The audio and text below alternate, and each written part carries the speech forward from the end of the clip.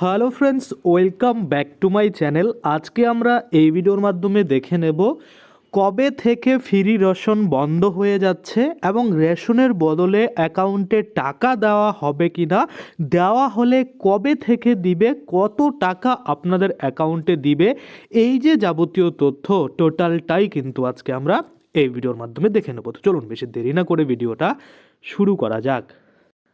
তো দেখুন, এই নিয়ে একটি আর্টিকেলে বলা হয়েছে যে দেশের কোটি কোটি মানুষের জন্য ফ্রি রেশন চালু করেছে সরকার, আর এর মাধ্যমে এখনও পর্যন্ত প্রায় ৮০ কোটির বেশি মানুষের উপকার হচ্ছে।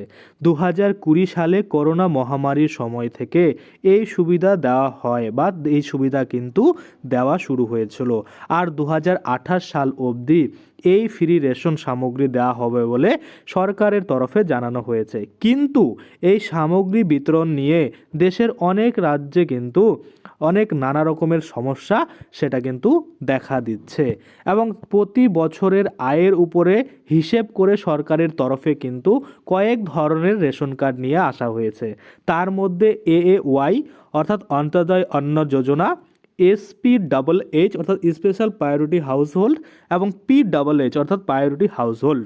এছাড়াও কিন্তু পশ্চিমবঙ্গ সরকারের অর্থাৎ গভর্নমেন্ট অফ ওয়েস্ট বেঙ্গলের দ্বারা খাদ্যসাথী প্রকল্পের মাধ্যমে এখানে কিন্তু দুটো আরও কার্ড কিন্তু তৈরি করা হয়, যেটা একটা হচ্ছে RKSY1 এবং অপরটি হচ্ছে RKSY2 কার্ড। এটা কিন্তু দুটো রাজ্য সরকার দ্বারা চালু করেছে। আমরা যদি দেখি পশ্চিমবঙ্গ সরকারের রেশন কার্ড, রাজ্য সরকারের তরফে জারি করা কার্ডের মাধ্যমে প্রায় 10 কোটির কাছাকাছি মানুষ সুবিধা পাচ্ছেন।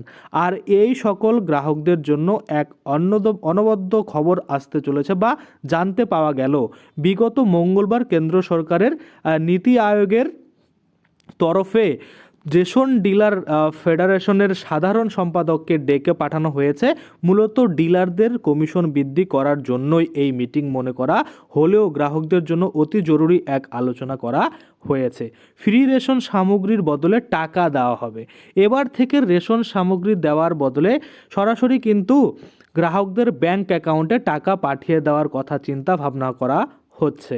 কিন্তু ডিলার ফেডারেশন সভাপতি বলেন যে সরকারি টাকা দিয়ে দিলে বাজার থেকে সকলকে জিনিস কিনতে হবে, তাহলে বাজারের দাম নিয়ন্ত্রণ করবে কে? কিন্তু টাকা পাঠিয়ে দেওয়ার ফলে অনেক দিকে কিন্তু সুবিধাও হবে, যেমন কোনো রকমের কালোবাজারি বা কোনো রকম কিন্তু কালোবাজারি হতে পারবে না। তারপর যদি আমরা দেখি, মানুষেরা নিজেদের পছন্দ অনুসারে ও প্রয়োজন অনুসারে সামগ্রী কিনে নিতে পারবেন, কিন্তু অনেক মানুষই আর এতে রাজি হবে না বলেও মনে করেছে অনেক অধিকারীরা। কিন্তু প্রথম একটু সমস্যা হলেও আগামী দিনে অসুবিধা হবে না বলেই মনে করেছে অনেকে। অর্থমন্ত্রী নির্মলা সীতারামনও এর আগে অনেকবার বলেছে এর মাধ্যমে ভুয়ো উপভোক্তার সংখ্যা কমবে ও সাধারণ মানুষেরা কিন্তু উপকার হবে। কিন্তু এখনও এই আলোচনা সবেমাত্র শুরু হয়েছে, এই নিয়ে কোনো স্থির সিদ্ধান্ত নেওয়া হয়নি। এবারে দেখার অপেক্ষা যে 1 ফেব্রুয়ারি 2025 বাজেটে এই নিয়ে কিছু ঘোষণা করা হয় কি না। এই সিদ্ধান্ত চালু হলে মানুষের সুবিধা হবে নাকি অসুবিধা হবে সেটা সময় হলেই কিন্তু বুঝতে পারবেন সকলে। আরও এরকম খবর পেতে আপনারা কিন্তু অবশ্যই চ্যানেলটাকে সাবস্ক্রাইব করবেন। তো এই নিয়ে কিন্তু যখনই কোনো আপডেট আসবে আমি আপনাদের জন্য ভিডিও বানিয়ে দেবো। তাছাড়া 1 ফেব্রুয়ারি যে বাজেট টেস্ট হবে সেখানে কিন্তু এই নিয়ে ঘোষণা হতে পারে। যদি হয় তাহলে অবশ্যই কিন্তু আমি আপনাদের জন্য ভিডিও বানিয়ে দেবো। তো আজকের জন্য ভিডিওটা এখানেই শেষ করছি। যদি ভিডিওটা ভালো লাগে অবশ্যই একটা লাইক করে দেবেন। যদি আমার চ্যানেলে প্রথমবার ভিজিট করে থাকেন, নিচে একটা রেড কালার সাবস্ক্রাইব বাটন দেখবেন, ওখানে ক্লিক করে সাবস্ক্রাইব করতে পারেন। আর সাথে যে বেল আইকনটা রয়েছে ওখানে ক্লিক করে বেল আইকনটাকে এনেবল করে দেবেন। তাতে করে কী হবে, যখনই আমি এই ধরনের কোনো ভিডিও বানাবো সেটার যে নোটিফিকেশান সেটা কিন্তু আপনার কাছে পৌঁছে যাবে।